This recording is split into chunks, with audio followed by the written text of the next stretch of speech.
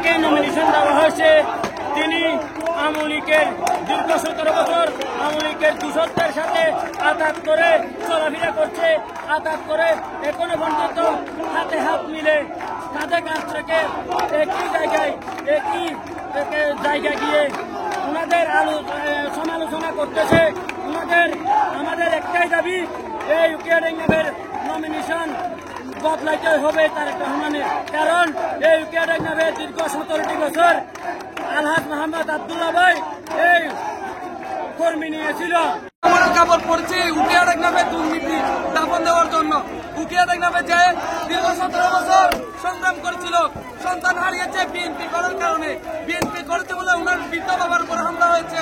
উনি বিএনপি করে বলে 70 বারের উপরে মামলা শিকার হয়েছে।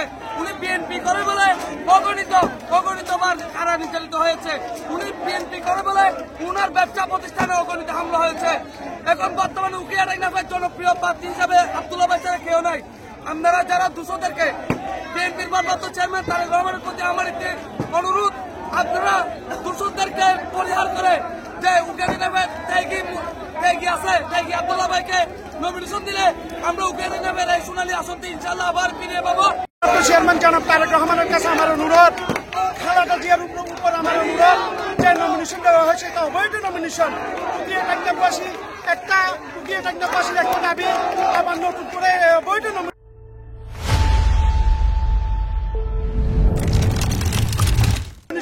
প্রত্যাহার করে আবার নতুন করে আব্দুল্লাহ ভাইকে নমিনেশন দেওয়ার জন্য উকিয়াডাঙ্গাবাসীর দাবি।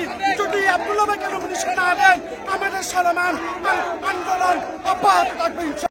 সকাল 16-17 বছর যারা আন্দোলন সংগ্রাম করেছে, আমাদের লিডার আব্দুল্লাহ ভাইকে নমিনেশন না দেওয়ার কারণে একটা আওয়ামী লীগের দালালকে নমিনেশন দিয়েছে।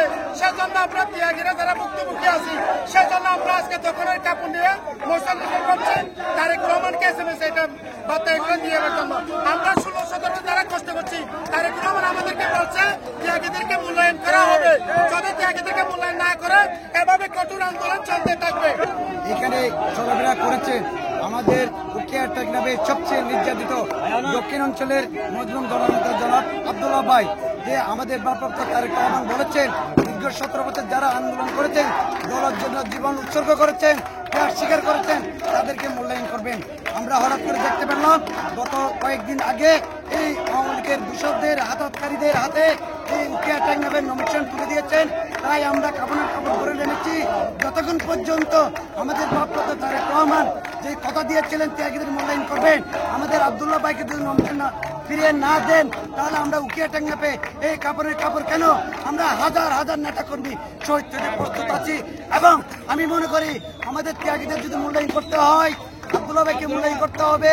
আর আব্দুল্লাহ ভাইকে যদি নমিনেশন ফিরিয়ে দেন, এই উকিয়াডাঙ্গার আসনটা আমরা ভারপ্রাপ্ত তারেক রহমানকে ইনশাআল্লাহ সংসদ সদস্য